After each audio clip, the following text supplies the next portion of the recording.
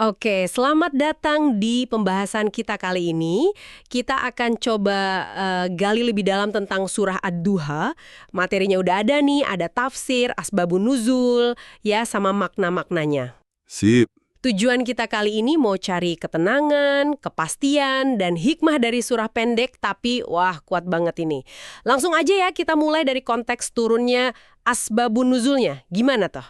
Ya, asbabun nuzul ini penting banget buat memahami Ad-Duha. Jadi sumber-sumber yang Anda kumpulkan itu cerita soal adanya jeda wahyu ke Nabi Muhammad sallallahu Ya alaihi jerat wasallam. wahyu ya. Iya, setelah kira-kira 10 surah pertama turun gitu. Nah, jeda ini ada yang bilang 12 hari, ada yang 15 hari. Kabarnya bikin Nabi itu gelisah banget, sedih gitu. Wajar sih ya kalau merasa begitu. Terus kondisi ini kayaknya dimanfaatkan ya sama yang nggak suka sama dakwah Nabi. Gimana reaksi mereka waktu itu? Itu dia. Sumber-sumber tadi nyebutin kalau ejekan mulai muncul. Terutama dari Ummu Jamil, istrinya Abu Lahab itu. Oh, Ummu Jamil. Iya, tuduhannya itu cukup nyelekit. Dia bilang kalau, ya ampun, Tuhan Nabi atau setannya Nabi gitu ya, menurut anggapan mereka, itu udah ninggalin Nabi. Wah, Ini nunjukin ada pergeseran sikap. Dari yang mungkin awalnya cuma penasaran, jadi permusuhan terbuka dari sebagian orang Quraisy. Kebayangkan gimana dampaknya ke Nabi, udah sedih, diejek pula. berat banget pasti ya. Nah, di tengah situasi itulah surah Ad-Duha ini turun. Kayak jawaban langsung gitu ya. Penenang hati. Ayat awalnya aja udah adem banget ya. Wadduha walaili idha saja ma wadda'aka rabbuka wa ma qala. Betul. Yang menarik dari sumpah Allah di awal ini, wadduha demi waktu duha, terus walaili ila saja demi malam saat sunyi, itu pilihan waktunya loh. Oh ya? Kenapa tuh? Sumber Anda tuh ngasih sinyal kalau duha, pas terang tapi belum panas menyengat, itu lambang harapan baru. Kayak energi balik lagi setelah gelap. Pas banget sama kondisi Nabi kan? Iya. Masuk akal. Nah, setelah sumpah itu, langsung deh ke intinya. Ma wadda'aka rabbuka wa ma qala. Tuhanmu nggak ninggalin kamu, nggak benci juga sama kamu. Wah, ini bantahan telak sekaligus penghiburan yang luar biasa. Penggunaan kontras terang, duha, sama gelap, lail, ini emang kerasa banget ya dampaknya. Saya jadi penasaran, gimana sumber-sumber tadi mengupas lebih jauh makna simbolis terang dan gelap ini? Oke, jadi sumber-sumber Anda itu mengaitkan duha yang terang itu dengan hidayah, petunjuk Islam itu sendiri. Hidayah ya, oke. Sementara lail, gelap, itu simbol kesesatan. Pesannya jelas, hidayah itu cahaya buat jiwa. Bikin hati lapang, pikiran jernih, mirip kayak yang disebut di surah Az-Zumar atau Al-An'am yang bandingin orang beriman itu kayak hidup dalam cahaya. Sementara yang enggak, kayak dalam gelap mati gitu.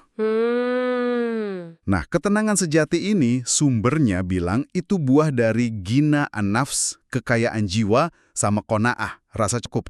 Yang munculnya ya dari cahaya petunjuk tadi. Jadi cahaya hidayah itu bukan cuma soal tahu, tapi juga sumber tenang di dalam ya? Dalam juga ya maknanya? Iya banget. Dan biar Nabi makin yakin nih, surah ini juga ngingetin soal pertolongan Allah di masa lalu. Oh, ada flashbacknya gitu ya? Ada ayat-ayat kayak alam yajidka yatiman fa'awa. Bukankah dia dulu nemuin kamu yatim, terus dilindungi. Terus wawajadaka dhallan fahada. Nemuin kamu bingung, terus dikasih petunjuk. Sama wawajadaka ailan fa'agna. Nemuin kamu kekurangan, terus dicukupkan. Ini bukti nyata kalau Allah tuh selalu ada buat beliau. Ngeliat semua jaminan masa lalu sama penegasan saat ini, kayaknya logis ya kalau surah ini juga bawa pesan harapan buat ke depan. Tepat sekali. Ada janji yang eksplisit banget soal keutamaan akhirat. Walal akhiratu khairul laka minal ula. Akhirat itu lebih baik buatmu daripada yang sekarang. Lebih baik ya? Dan juga janji kepuasan yang bakal Allah kasih. Wala saufa yu'tika rabbuka fatardha. Allah pasti akan ngasih karunia sampai kamu ridho, kamu puas. Ini ngasih perspektif jangka panjang. Kesulitan sekarang tuh sementara aja. Ada kebaikan besar yang nunggu. Jadi kayak jangkar harapan gitu. Oke, setelah semua penegasan, janji-janji tadi, gimana surah ini ngarahin kita buat merespons? Pelajaran taktisnya apa nih dari bagian akhir surah menurut sumber-sumber Anda? Nah, bagian akhir ini fokusnya ke manifestasi syukur. Jadi syukur itu nggak cuma di hati, tapi ada tindakannya. Gimana tuh bentuk tindakannya? Perintahnya jelas. Fa'ammal yatima fala takhar. Ke anak yatim, jangan kasar, jangan sewenang-wenang. Jadilah pelindung yang sayang.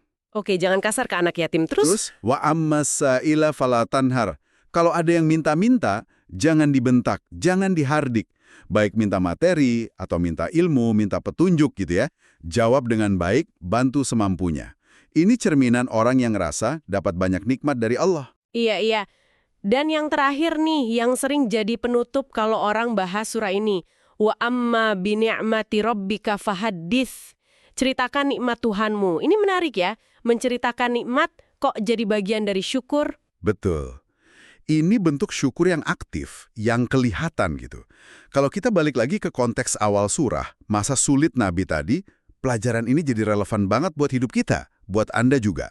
Gimana relevansinya? Ya, bahkan pas kita lagi ngerasa gelap, lagi futur, lagi down gitu ya, ingat-ingat lagi nikmat Allah.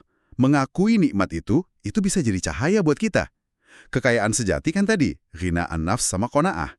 Jadi, ya intinya surah Ad-Duha ini pengingat abadi lah kalau Allah tuh nggak pernah ninggalin kita. Pasti ada kemudahan setelah sulit, dan akhirat itu tujuan utama. Pesan pengharapan yang luar biasa ya. Nah, sebagai penutup nih, ada satu pemikiran buat Anda bawa pulang. Sumber-sumber kita tadi kan nekenin perintah. Wa amma bi ni'mati rabbika fahaddits. Ceritakan nikmat Tuhanmu. Coba deh Anda renungkan sedikit. Gimana kalau Anda secara sadar, mulai hari ini, coba kenali dan mungkin ya ceritakan atau sekedar syukuri dalam hati aja hal-hal baik dalam hidup Anda. Yang besar, yang kecil, semuanya. Mungkinkah praktis sederhana ini bisa mengubah cara pandang Anda, apalagi pas lagi hadapin tantangan?